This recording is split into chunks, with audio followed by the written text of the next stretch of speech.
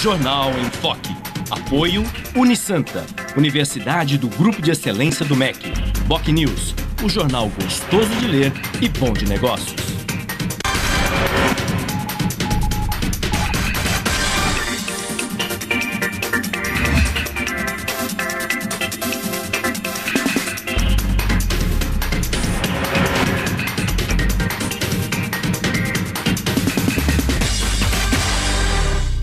Olá, bom dia. Começa agora pela Santa Cecília TV ao vivo, uma nova edição do Jornal em Foque. E nesta terça-feira, 24 de fevereiro, nós estamos recebendo, com muito prazer, a prefeita do município de Guarujá, professora Maria Antonieta de Brito, do PMDB, e como comentarista do programa de hoje, o colega jornalista Juan Reol, que é o editor-chefe do Santa Portal. Mas vamos agora às manchetes de hoje dos jornais e sites com a colega jornalista Cris Chalub. Bom dia, Cris. Bom dia, Chico. Bom dia a todos. Na Folha de São Paulo de hoje, caminhoneiros travam rodovias em 7 estados. O estado de São Paulo, governo age para evitar novas derrotas na Câmara. Em A Tribuna, Cubatão vive novo dia tenso. No Boc News, Condesb vai eleger novo presidente nesta terça-feira. Santa Portal. Casal é preso com 20 quilos de cocaína na rodoviária de Santos. G1 Santos e região. Incêndio destrói veículo da Prefeitura de Juquiá. E no portal da UOL, subsidiária da Petrobras pagou 3 milhões de reais em propina a Collor, afirma doleiro. Chico? Obrigado, Cris. Muito bem. E o Condesb, o Conselho de Desenvolvimento da Região Metropolitana da Baixada Santista, elege hoje, daqui a pouco, o seu novo presidente. Tudo indica que vai ser o prefeito de Santos, Paulo Alexandre Barbosa, que assim vai substituir o seu colega de partido, ambos do PSDB, Marco Aurélio Gomes, prefeito de Itanhaém.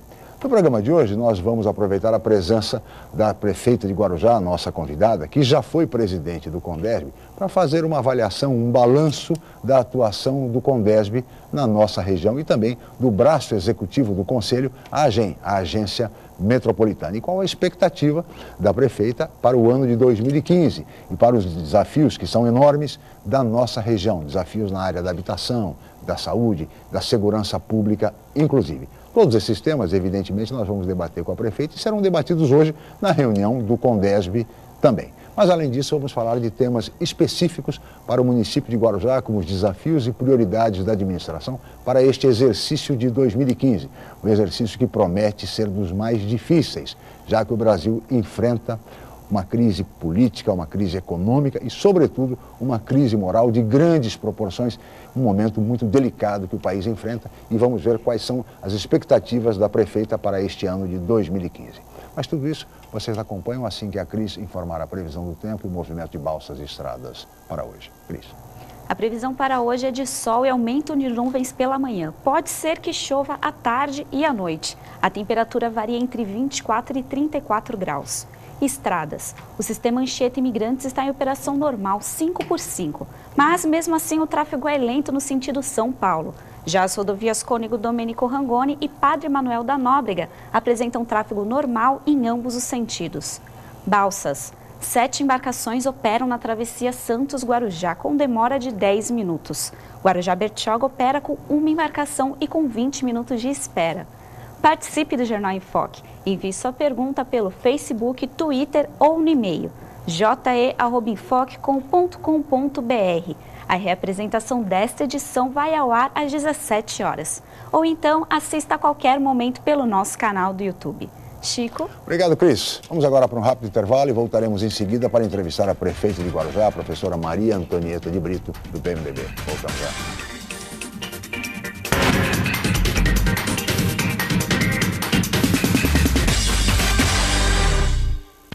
Hoje, o mercado de trabalho exige cada vez mais qualificação.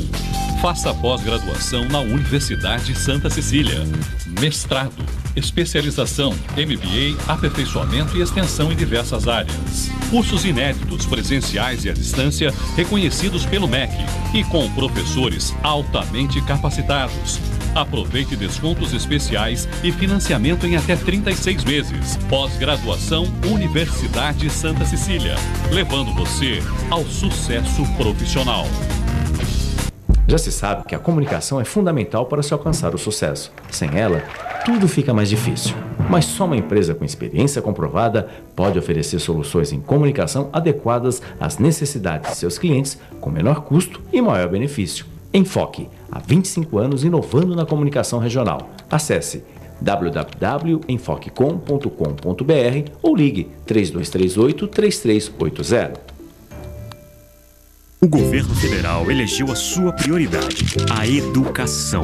Os diretores de escolas públicas são personagens importantes para a construção de uma educação melhor. Por essa razão, foi aberta uma consulta pública para discutir com a sociedade como melhorar e valorizar o trabalho dos diretores. Acesse diretorprincipal.mec.gov.br, dê sua opinião, sugestão ou crítica e ajude o Brasil a criar o programa Diretor Principal. Ministério da Educação, Governo Federal.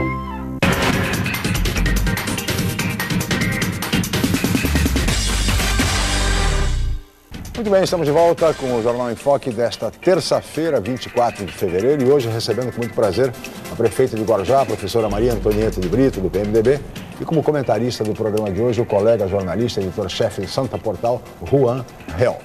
Prefeito, eu gostaria de começar essa entrevista falando sobre o Condesb. Daqui a pouco a senhora saindo aqui do Jornal em Foque vai se dirigir para a sede da AGEM, onde funciona o Condesb, ali na Vila Matias, para eleger o novo presidente do Condesb, que tudo indica deve ser o prefeito de Santos, Paulo Alexandre Barbosa. É isso mesmo, prefeito? Qual é a sua expectativa para esse novo mandato de um novo presidente à frente do Condesb? Bom dia, obrigado pela presença. Bom dia, Chico. Bom dia, Juan. Bom dia a todos os telespectadores. Daqui a pouquinho nós temos a escolha do novo presidente do Condesb. Nós, a cada ano, temos renovação, Chico, sim, de quem preside o Conselho de Desenvolvimento da Baixada Santista. Temos tido grandes avanços ao longo desses anos. O prefeito Papa, assim que eu iniciei o mandato em 2009, era presidente, colocou temas importantes que hoje estão se materializando. A nossa organização criou um dinamismo melhor. A cada presidência, nós temos tido a oportunidade de aperfeiçoar a nossa relação, sim, como região metropolitana e trabalhar como municípios de uma região metropolitana. Então, hoje, há quase que tudo certo para que seja o Paulo como presidente. Nós fazemos uma composição antes, né, de quem tem interesse, quem gostaria, em que período, assim como foi o Marco Aurélio. Exceção foi em 2013, em relação à disputa entre Ana Preto e a Márcia, que infelizmente levou para um processo eleitoral, e que não era o que nós queríamos, mas depois nós tivemos consenso nas demais candidaturas. Não será diferente hoje com o Paulo. Nós esperamos dele dinamismo, que ele dê continuidade aos projetos. Nós conseguimos fazer o plano de desenvolvimento, sim, metropolitano. Somos a primeira região metropolitana do Brasil, oficialmente constituída. Inclusive agora em abril nós teremos o terceiro MDS em Brasília, organizado pela Frente Nacional de Prefeitos. Haverá uma mesa sobre região metropolitana, onde a nossa região ela tem um destaque especial, porque ela tem um lastro já construído com erros e acertos, e o Estado de São Paulo se organizou como regiões, o nosso Estado. Então, com o exemplo aqui, e cada um trazendo a sua experiência. Então, nós temos hoje um plano de desenvolvimento que é metropolitano. Nós temos hoje metas para serem atingidas coletivamente. Estamos construindo, a nossa meta para esse ano é o plano de mobilidade, o plano de saúde, todos os metropolitanos, o plano decenal de saúde para os próximos 10 anos, pensando a saúde de maneira integrada, que é um problema nacional, um problema de todos nós, de todos os municípios, e os grandes temas, como a questão do transporte hídrico, usando o potencial do canal do estuário, tanto para o transporte de passageiros, interligando as cidades mais ainda, quanto a questão do transporte de cargas, para diminuir a entrada de veículos dentro das nossas cidades. Então, são grandes temas. Sem dúvida, é o que se espera do Condesb, como disse a prefeita, mais dinamismo, mais eficácia, porque em determinados momentos da vida do Condesb, nesses quase 20 anos, Juan, o Condesb, de fato, não justificava a sua existência, né? Era uma verdadeira fogueira de vaidades entre os seus integrantes. Mas essa fase, felizmente, já passou. Hoje nós temos coisas muito importantes acontecendo. E os desafios são imensos. Os desafios são imensos e não cabe mais uma postura como essa. O que tem que existir é uma postura de busca de recursos e de melhoria da nossa região como um todo, de cada cidade, das cidades da região metropolitana, em todos os temas, segurança, saúde, tudo. E unidade é fundamental. Juan, bom dia, obrigado pela presença. Bom dia, professor Chico, bom dia, prefeita, Cris, os amigos da Santa Cecília TV. A questão do Condesb, até porque é uma necessidade da nossa região. As cidades, elas não conseguem mais viverem, né, existirem sozinhas. Uma está ligada com a outra, o que reflete numa acaba acontecendo na outra. Eu até ia iniciar pela questão do carnaval, porque a gente ainda está próximo dessa época, mas antes vou chamar a atenção, até um dos temas que provavelmente vai ser discutido, São Vicente vem passando essa crise da questão do transbordo do lixão, do lixo, e o lixão metropolitano, né, é um tema que também é bastante discutido, a questão do até de se criar uma forma de reutilização da questão da metropolitana mesmo, das cidades se unirem, e atualmente é ali em Bertioga, ali na Rio Santos, né, no caminho para Bertioga, mas São Vicente vive esse drama. Vai ser um tema debatido, essa questão de transbordo, como que as cidades podem trabalhar melhor isso, até porque São Vicente ela está integrada, né, nessa região metropolitana e pode, não agora, em curto prazo, mas a médio e longo prazo, acabar interferindo nas demais cidades também, se vai ser um dos temas discutidos hoje. Eu não sei se hoje, Juan, mas eu posso dizer que é um tema da nossa pauta, porque cada uma das cidades hoje, para poder fazer a coleta do lixo, nós contratamos empresa para fazer o transporte e para fazer toda essa parte de transbordo. Guarujá não é diferente, nós temos o aterro sanitário que fica na área continental de Santos, né, que fica ali na terrestre, é o nosso aterro sanitário.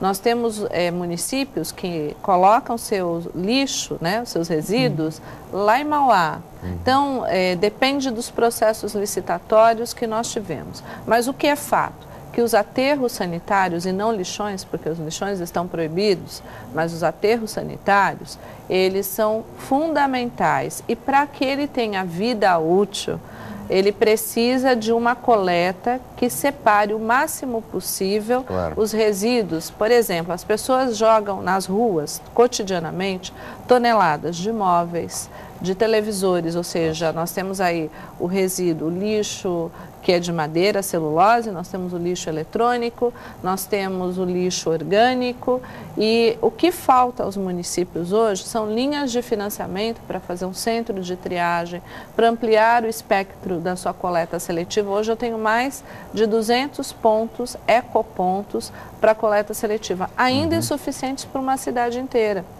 Aí se você cria mais ecopontos, se você cria mais estímulo à coleta seletiva, você vai colocar o lixo selecionado onde?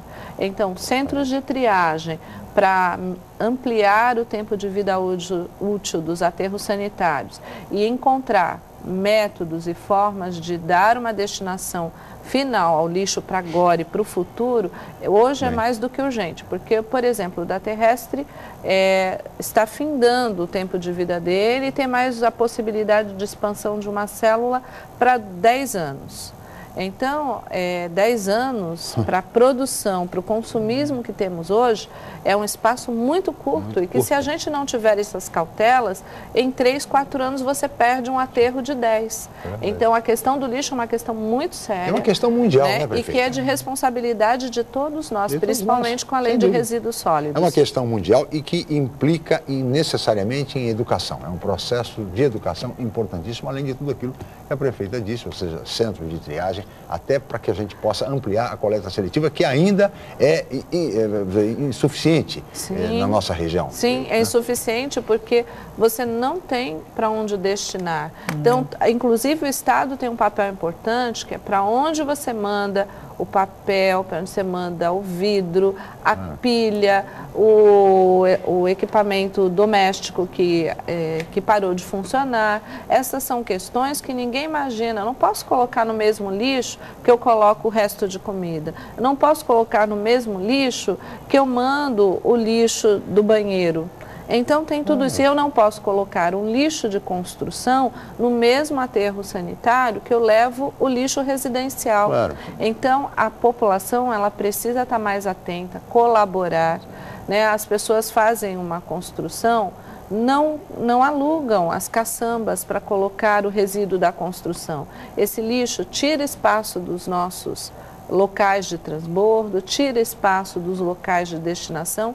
Isto custa caro para o município e depois as pessoas vão reclamar da taxa da coleta de lixo, que é alta. Sim. Né? Todo mundo tem que fazer a sua parte. Então, é uma questão que nós estamos colocando hoje no meu município como fundamental, porque a quantidade de lixo que eu recolho todos os dias das ruas, diariamente, é uma coisa assustadora e que poderia ser diminuído com educação, com uma cultura diferente de cuidado com o lugar que a gente vive e com a nossa cidade. Sem dúvida. Prefeita, 2015, estamos praticamente ao final do segundo mês de 2015 e este é um ano que se apresenta como um ano muito difícil para o país e o fato é que os grandes problemas vão acabar estourando nos municípios, na ponta, com o cidadão.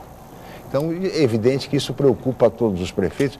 E eu queria saber da senhora o seguinte: de que maneira a Prefeitura de Guarujá se prepara para enfrentar este ano, que é um ano de crise econômica, um ano de inflação alta, de juros altos, enfim, de provavelmente desemprego. É uma situação que o país vive e que isto vem sendo anunciado há algum tempo, o ajuste fiscal, aumento de tarifas, ou seja, de muita dificuldade. De que maneira o município de Guarujá se preparou para este ano específico, difícil de 2015? Bom, primeiro, Chico, nós temos feito desde 2010 o programa Fazendo Mais com Menos, onde nós temos encontrado oportunidade de redução de despesa em tudo que a gente procura fazer.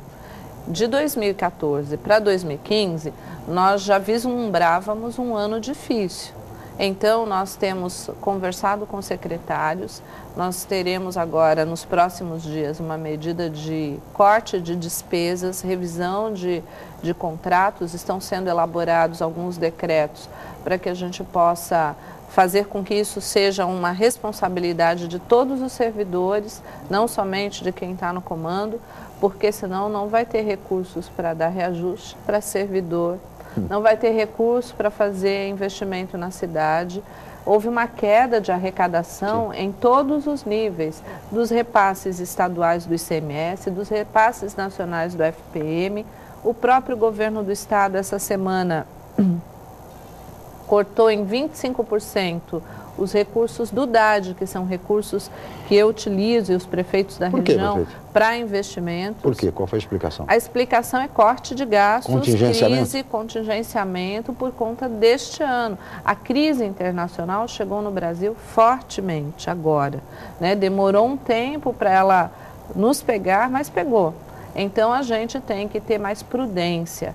Então, todo mundo tem que trabalhar com o sentido de economizar energia, de economizar água, de economizar recursos. Isto parece pequeno, mas uma economia numa conta telefônica, isso a gente sente na pele todo dia. E nós fizemos um programa em 2010, onde eu tinha uma meta de economizar 10 milhões de reais, nós economizamos quase 30 e foi aí que eu consegui fazer com que a cidade voltasse a recuperar sua capacidade de investimentos, de fazer as políticas públicas, e não pode ser apenas um processo estanque de um ano. Então a gente incorporou algumas condutas ao longo desses anos. E este ano nós vamos ter que incorporar mais. Eu já vinha apertando o cinto, vamos ter, porque nós estamos pagando hoje quase 7 milhões de precatórios, eu pagava 1,5 milhão. Ou seja, essa diferença está sendo tirada de uma melhoria na infraestrutura, de uma zeladoria melhor. Hoje eu não tenho dinheiro para fazer zeladoria, porque eu estou tendo que pagar dívida de precatórios que foram aumentadas assustadoramente. 7 milhões, prefeito? Quase 7 milhões. Mas isso ano ou por mês? Por mês? Este mês. Por mês, 7 milhões.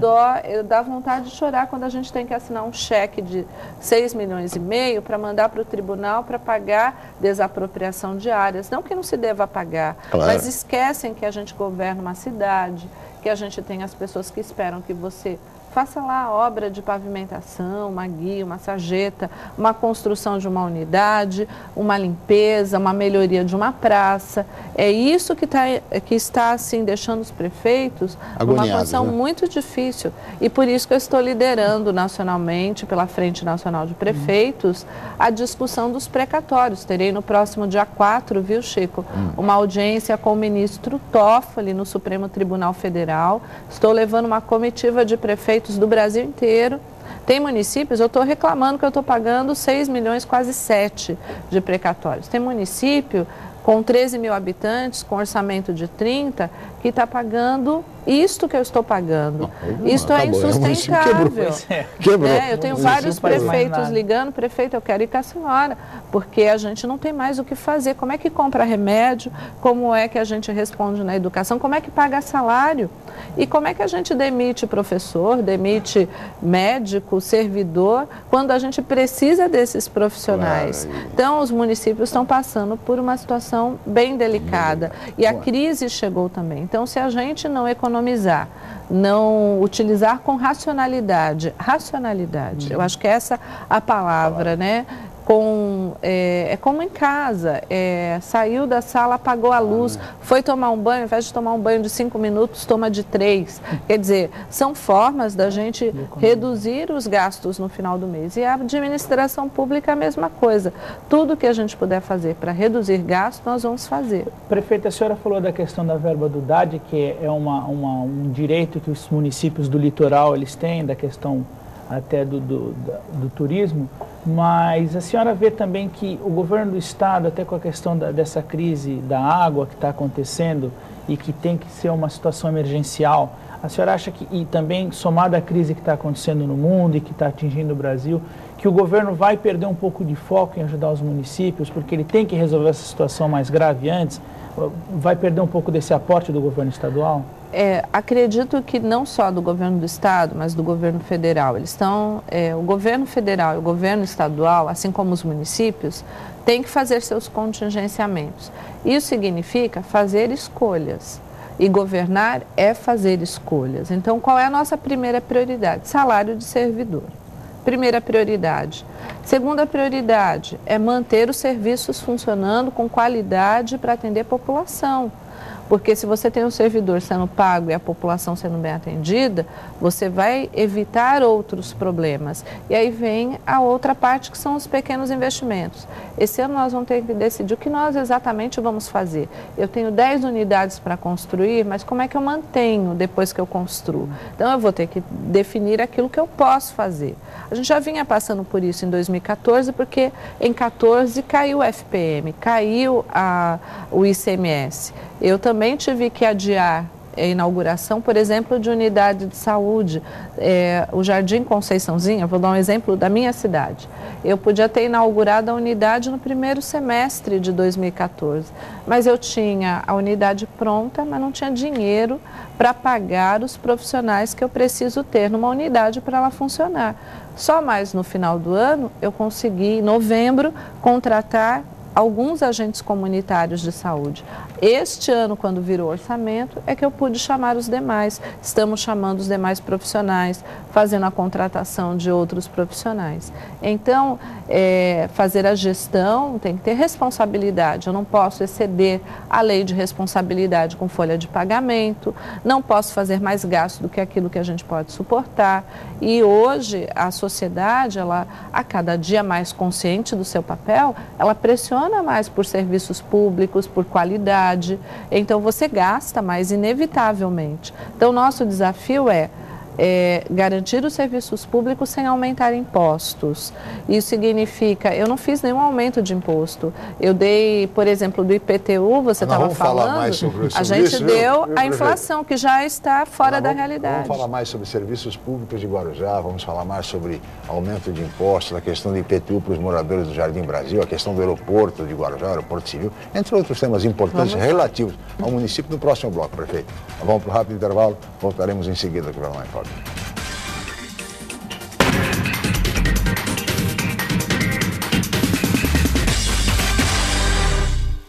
A Universidade Santa Cecília oferece cursos de mestrado inéditos na região e recomendados pela CAPES, com professores altamente capacitados.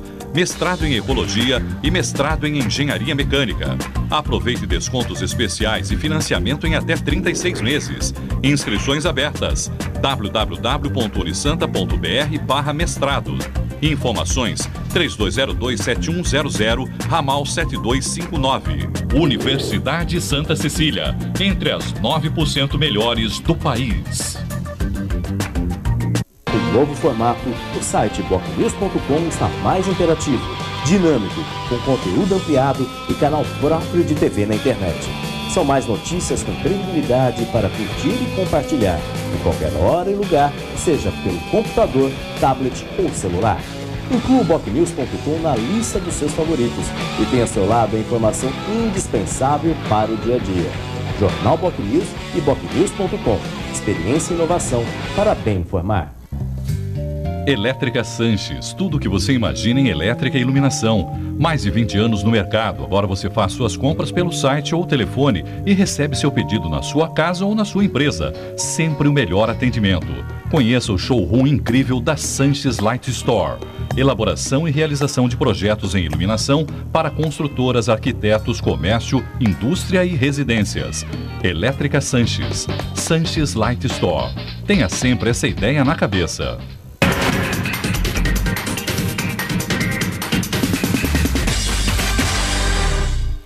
Muito bem, estamos de volta com o Jornal em Foque desta terça-feira, 24 de fevereiro.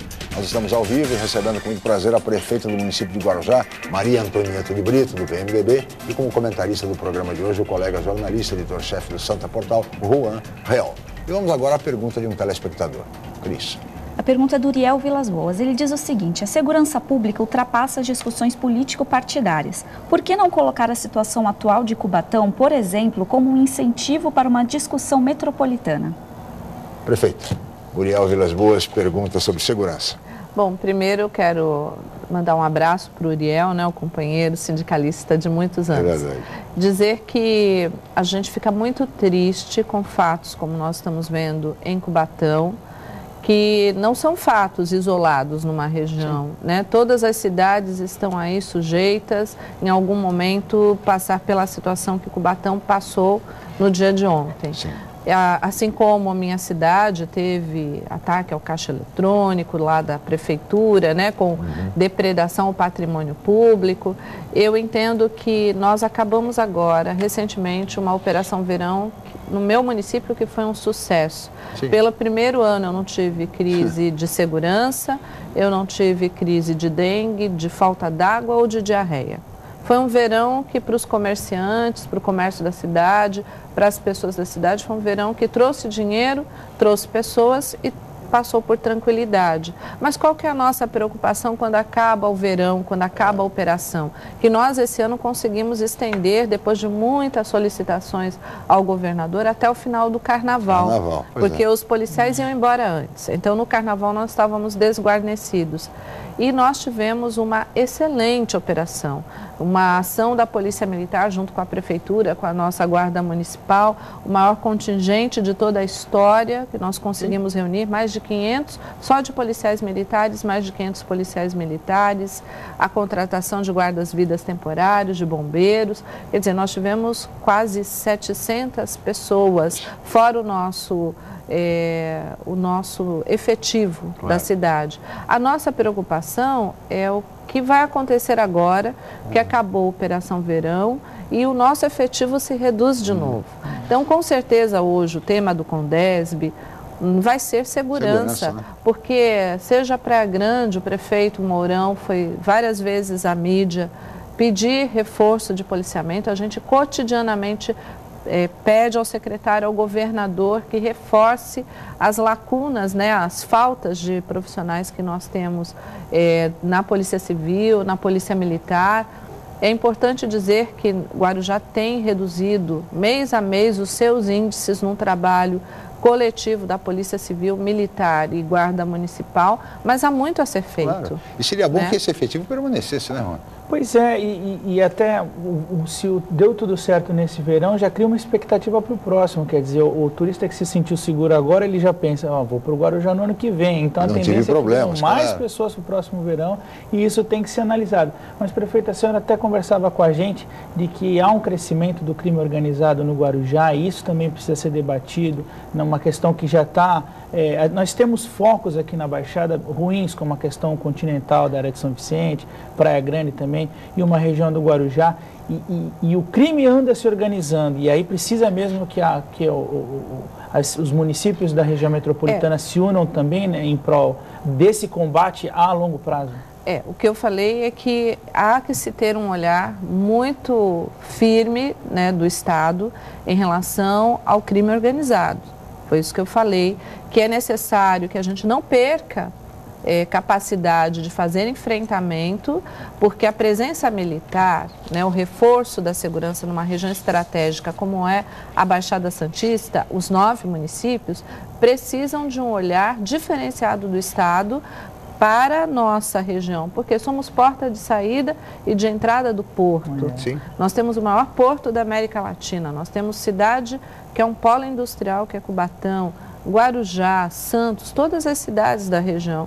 Então, é necessário que a gente tenha, assim, um fortalecimento da presença policial, dos equipamentos, tem que se preparar para fazer o enfrentamento, que nós temos visto uma tentativa de invasões constantes nas nossas cidades, pessoas ligadas ao crime organizado e políticos, muitas vezes políticos, estimulando a formação de novos núcleos sob a desculpa da falta de moradia, ou seja, atrapalhando toda uma política pública que a gente vem buscando com Minha Casa Minha Vida, com Casa Paulista, com o Litoral Sustentável, com os programas do governo federal e estadual, de estímulo para que a gente aproveite áreas para a construção de moradias populares. Essas pessoas, à medida que invadem, elas fazem um comércio irregular de áreas, vendem para as pessoas que de fato precisam e não vendem barato, né? E ainda utilizam-se disso politicamente como trampolim político, quer dizer, fazendo voto de cabresto, né? Então, é importante que a gente tenha noção disso, desses movimentos na região inteira, e que se faça uma ação articulada. E eu posso dizer que lá no Guarujá nós estamos tendo muito apoio, né, das forças de segurança pública, da Polícia Militar, da Polícia Civil, em todas as ações que nós temos necessidade. Mas entendo que nós não podemos ficar desguarnecidos agora com o fim da Operação Verão. Agora, prefeita, apesar do empenho das polícias militar, civil, das respectivas guardas municipais em cada uma das cidades, enquanto este país, enquanto o governo federal não entender definitivamente que cabe às Forças Armadas a fiscalização das fronteiras, porque, como diz o querido amigo cientista político Aloysio Azevedo, os inimigos modernos da pátria não são mais a Argentina nem o comunismo. São o tráfico de drogas e o contrabando de armas. Enquanto isto, e contrabando de armas, e tráfico e o narcotráfico, vem pelas fronteiras. O tráfico vem, as drogas vêm pelas fronteiras, assim como as armas. Enquanto isso não for devidamente fiscalizado e policiado pelas Forças Armadas, porque a Polícia Federal não dispõe de efetivo para tanto, as Forças Armadas, isto sim, estarão cumprindo um grande serviço à pátria, ao país, combatendo o narcotráfico e o contrabando de armas nas fronteiras. Porque, senão, prefeito, é enxugar gelo. Mas não é só fronteira, apreende armas, não. apreende drogas E no dia seguinte tem mais drogas e tem mais armas. Mas não é só fronteira, Chico, não é só fronteira. A questão, ela é muito mais complexa. Você me desculpa, mas eu acho que é muito fácil falar assim, fecha a fronteira. Mas não é só fechar a fronteira. Hoje nós temos laboratórios em áreas, nós temos gente fazendo refino de droga. Quer dizer, as questões, elas envolvem uma ação conjunta das forças de segurança do nosso país, aliás, governo federal, estadual Dilma, e na campanha. municípios. E nós temos que estar abertos. Por exemplo, eu tenho um gabinete de gestão de segurança que reúne mensalmente todas as forças. Nós somos município Pronace desde 2009. Nós somos um dos municípios referência na discussão das questões de segurança integrado. E temos dificuldades. Então, eu entendo que a responsabilidade é de todos, né? Mas a gente precisa ter um apoio firme, porque no município... Sem recursos prefeitos o Brasil não produz drogas. O Brasil não produz drogas, nunca produziu. O Brasil, essa droga vem do exterior. E vindo de fora, o presidente Álvaro Uribe, da Colômbia, ex-presidente da Colômbia, disse certa vez, quando veio ao Brasil, num encontro com o ex-presidente Fernando Henrique Cardoso, ele temia, o presidente Álvaro Uribe, disse claramente ao presidente Fernando Henrique, eu temo que o Brasil se transforme numa imensa e incontrolável Colômbia. Disse o ex-presidente Álvaro Uribe ao nosso presidente Fernando Henrique Cardoso no encontro. As drogas continuam ingressando no país, pelos navios, por avião, pelo transporte rodoviário, e não se faz absolutamente nada. Recentemente a TV Bandeirantes mostrou uma reportagem da passagem de metralhadoras, de fuzis pelas fronteiras, e ninguém faz absolutamente nada. A polícia militar apreende armas, a polícia militar apreende drogas. No dia seguinte tem mais. E vem da onde isto? Isto vem da Colômbia, vem da Bolívia, vem dos Estados Unidos, vem do mundo inteiro. Não se produz aqui no Brasil, não se refina droga suficiente para abastecer o país inteiro. A situação é gravíssima, prefeito. É gravíssima, e se não forem tomadas providências, integrada, mas pilotada, comandada pelas Forças Armadas, pelo governo federal. Ministério da Justiça. Está omisso, lamentavelmente, nessa questão. Ministério da Justiça, Secretarias de Segurança Pública, lá escala. Sim. E agora, não pode se atribuir apenas ao município a responsabilidade de segurança ao governo federal. pública. Nós estamos dando ao governo federal, a obrigação do governo federal. Essa é uma questão nacional, essa é uma questão seríssima para o país. O que não cabe à nossa juventude ser destruída por esse flagelo que são as drogas. Isso é que não se pode aceitar. Um país sério não pode aceitar esse tipo de coisa. E ficar tergiversando sobre essa questão. Responsabilidade de A, de B ou de C. A responsabilidade é de todos. É da autoridade pública. Mas, sobretudo, do governo federal, que tem a fatia maior do bolo. Não deixar para o município, que é o primo pobre nessa história, prefeito. Sim, é de todos a responsabilidade. Prefeito, vamos falar um pouquinho agora sobre temas voltados especificamente para o Guarujá. E um deles é a questão, evidentemente, do aeroporto civil de Guarujá. Como é que anda a situação do aeroporto civil, as tratativas, enfim, prefeito? Nós estamos aguardando agora uma audiência com o novo ministro, Eliseu Padilha. Nós concluímos todas as ações que a SAC pediu que fizéssemos em termos de edital para a licitação do aeroporto civil metropolitano. Com isso, nós vamos poder dar entrada no EIA-RIMA, do aeroporto, e está bem encaminhada a questão. Nosso objetivo pelo menos a nossa meta, é de estar com um processo licitatório já nesse segundo semestre acontecendo. E até o fim do ano sai o aeroporto?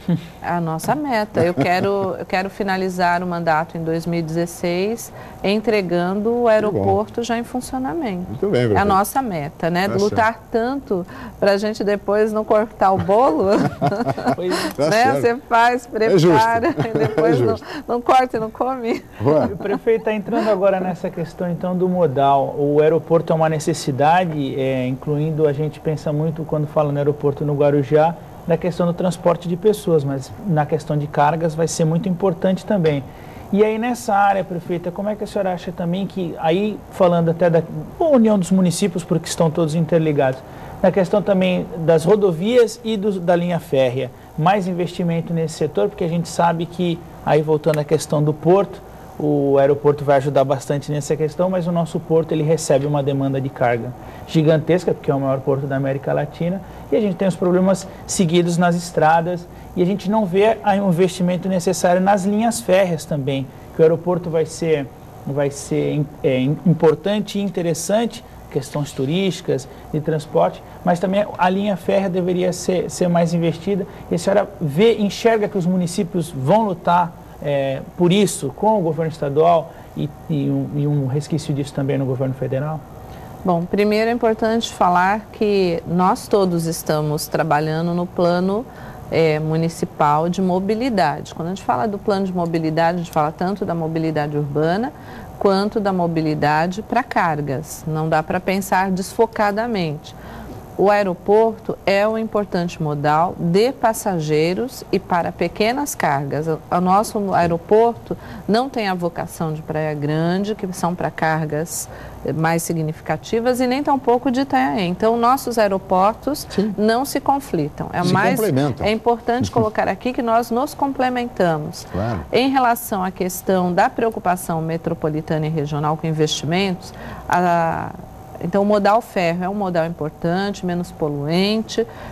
Com a perimetral, nós conseguimos evitar o conflito que havia entre o modal rodoviário e o modal ferroviário no Guarujá.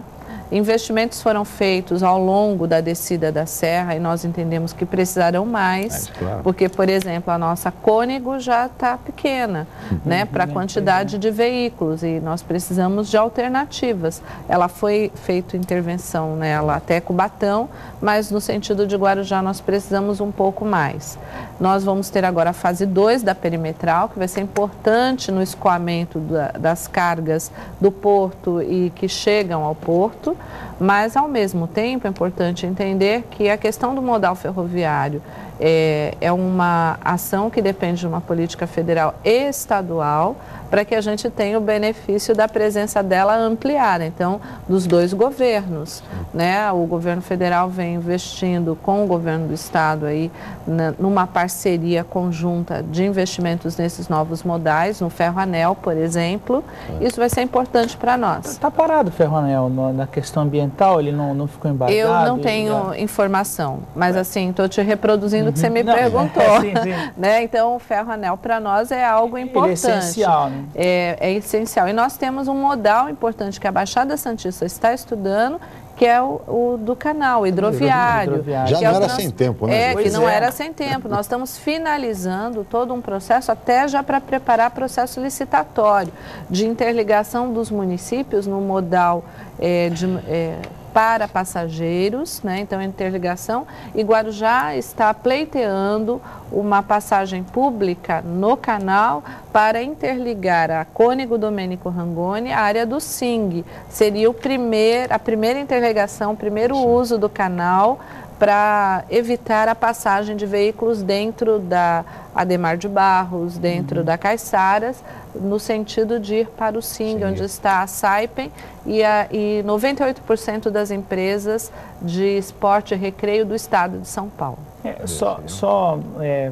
Falando um pouco da questão do ferro-anel, a importância dele é porque utiliza-se a linha da CPTM para transporte de cargas, então não há transporte de cargas durante o dia porque funciona o transporte de passageiros, e por isso que o ferro-anel é importante, porque ao longo de todo o dia a carga estaria vindo no sentido de Santos. É que a gente vê muita importância na questão, por exemplo, do rodoanel, existe um esforço bastante grande do transporte individual, de carros, e pensando nos caminhões. Esse país nunca priorizou a ferrovia, né? Sempre a rodovia.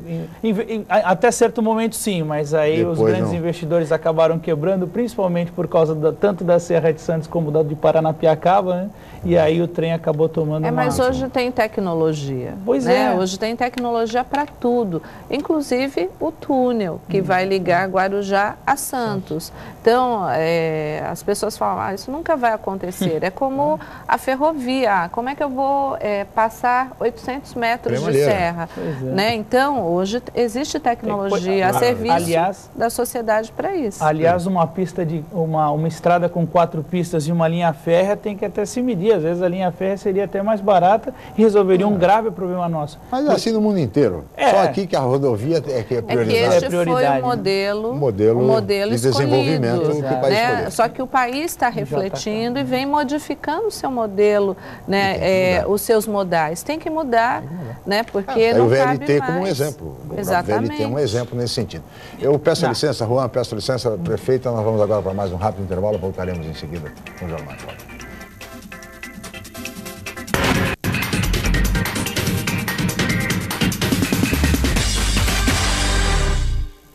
Academia Unisanta. Bem-estar, saúde e qualidade de vida. Mais de 80 aparelhos de última geração. Profissionais qualificados para orientar as atividades de modo personalizado. Ambiente agradável com muito conforto para todas as idades. Musculação é na Unisanta.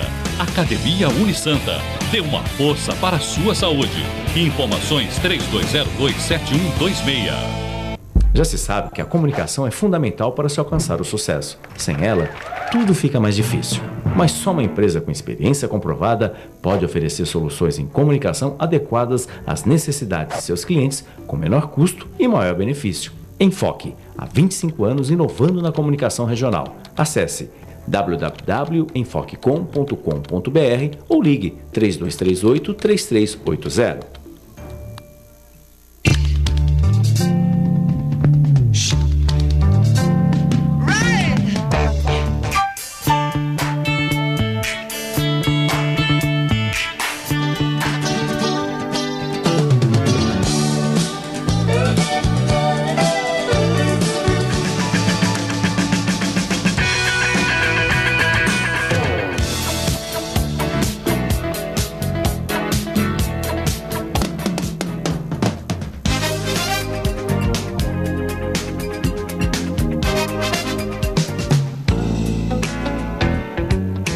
Santa Cecília FM, cheia de novidades no ar.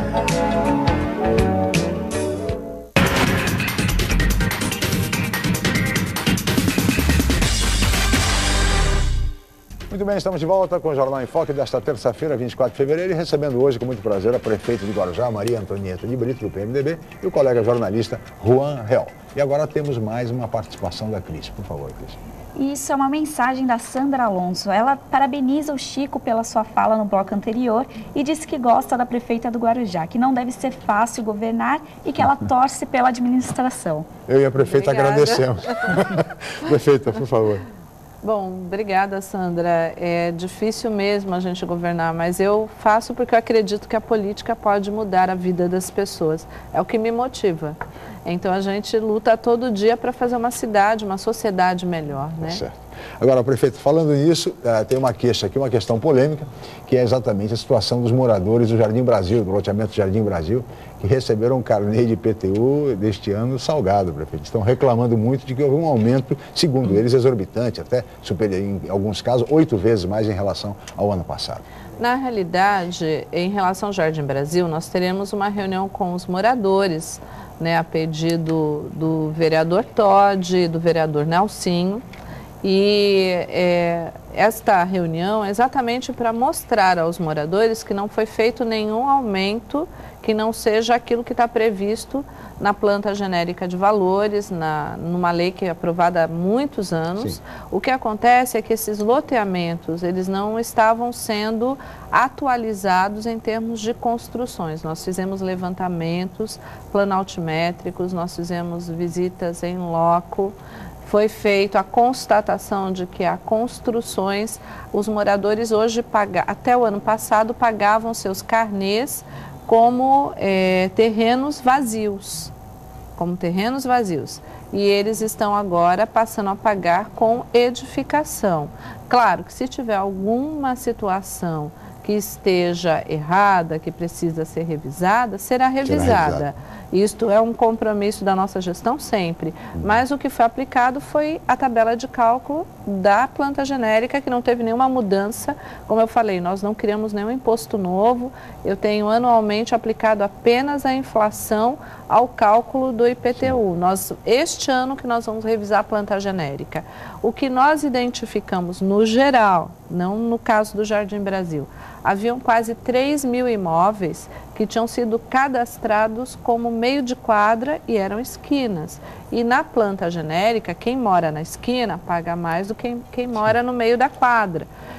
Haviam, assim, inexplicavelmente, quase 3 mil imóveis que por alguma razão um cadastramento errado de muitos anos atrás. O que pagava um imposto territorial e não o predial. E não né? predial. E nós fomos assim, nós fomos checando tudo isso. É um trabalho de bastante tempo. A prefeitura vem verificando em todos os bairros quem construiu, quanto está construindo. Hoje tem satélite, hoje tem mecanismos, esses levantamentos que são chamados, que você consegue visualizar a casa do cidadão no que modificou. Então, hoje existem tecnologias para você fazer a fiscalização de construções clandestinas, construções novas, né? Mesmo que o cidadão não informe na prefeitura.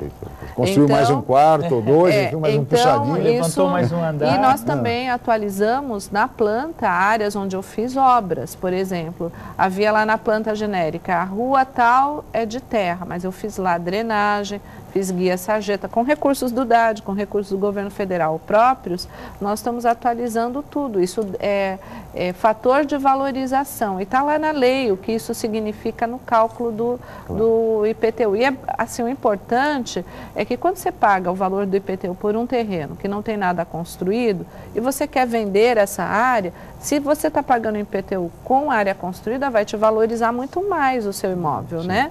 Então, para o morador, ter o IPTU certinho é importante, inclusive para os seus negócios, para a valorização do que você tem. E quando é que vocês se reúnem, só para concluir? Eu não tenho informação aqui comigo, mas é por esses dias. A equipe estava fazendo um levantamento dos dados, exatamente para demonstrar casa por casa como é que foi feito o levantamento de cada imóvel. E, prefeito, essa questão da moradia, muito se discute a falta da moradia, a necessidade de uma moradia, mas quando realmente acontece a entrega desse imóvel para a pessoa que antes não morava num local definido, né?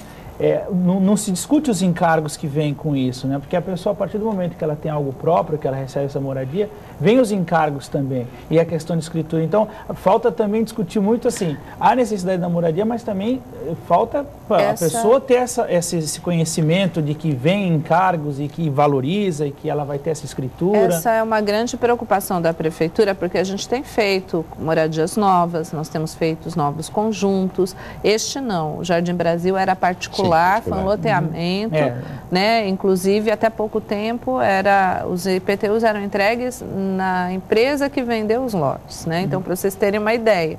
Então, está se regularizando a cidade inteira.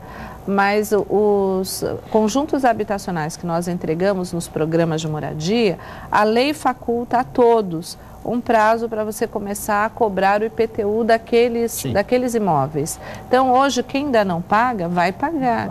Né? Foi o caso do Jardim Brasil, você pagava do lote vazio. Começou a pagar agora o lote com a sua moradia. Todo mundo está morando na casa, né, com quarto, sala, cozinha, às vezes um sobradinho, então vai pagar pelo que construiu.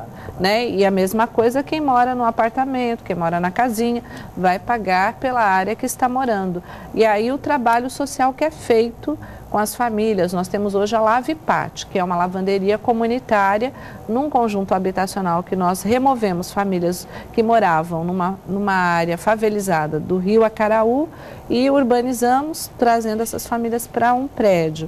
Então, ali elas foram aprender a viver em condomínio. Tem responsabilidades, tem encargos, tem que ter renda. Então, a gente criou um programa de renda para que elas possam se adaptar ao pagamento da água, da luz, né, do IPTU no futuro, que ainda elas não estão pagando, vão começar a pagar. Então, tudo isto hoje é uma preocupação que está em todo o programa habitacional que a Prefeitura do Guarujá tem feito. E a habitação é, sem dúvida, um dos maiores desafios da nossa região metropolitana da Baixada Santista. E seria muito importante, prefeita, que o novo Condesb, uma nova gestão do prefeito Paulo Alexandre Barbosa, provavelmente, à frente do Condesb, também priorize a questão habitacional na nossa região, porque é seríssima. Prefeito, eu gostaria de reservar 30 segundos para as suas despedidas, com os nossos agradecimentos pela sua participação e presença aqui no Jornal em Foque. Prefeita, muito obrigado. Bom, eu que agradeço, Chico, Juan, né, a toda a equipe aqui do programa do Jornal em Foque, a você que está em casa nos assistindo, estou à disposição e fiquei muito feliz, né, neste novo ano de poder estar participando do seu programa e de vir mais vezes aqui para poder esclarecer aos cidadãos. Já está convidada a prefeita de Guarujá, a professora Maria Antonieta de Brito, do PMDB. Não falamos muito de política partidária, mas na próxima vez nós vamos falar um pouquinho sobre o PMDB da prefeita Maria Antonieta de Brito. Muito obrigado. Obrigado, Juan, pela presença, mais uma vez. Agradeço, professora, prefeita. É importante participar dessas entrevistas, desses debates, até porque é uma forma de se comunicar com o morador do Guarujá. E assim como a senhora, também acredito na política, acho que a gente tem que insistir mais nisso. Aliás, é um tema que tem que realmente ser debatido, para que as pessoas entendam bem o papel de cada político, de cada nível de cargo eleitoral, né, de cargo político, para que não haja dúvida que as pessoas, a cada eleição, também colaborem com a política, porque sem a política a gente não consegue melhorar o país. E democracia dá certo, tenho dúvida nenhuma. Obrigado, prefeito, obrigado, Juan, obrigado a Cris, a toda a equipe, especialmente a você, telespectador, pela atenção e pela audiência. Amanhã estaremos de volta em mais uma edição. Mais uma vez, muito obrigado, até amanhã. Jornal em Foque. Apoio Unisanta, Universidade do Grupo de Excelência do MEC. BocNews, o jornal gostoso de ler e bom de negócios.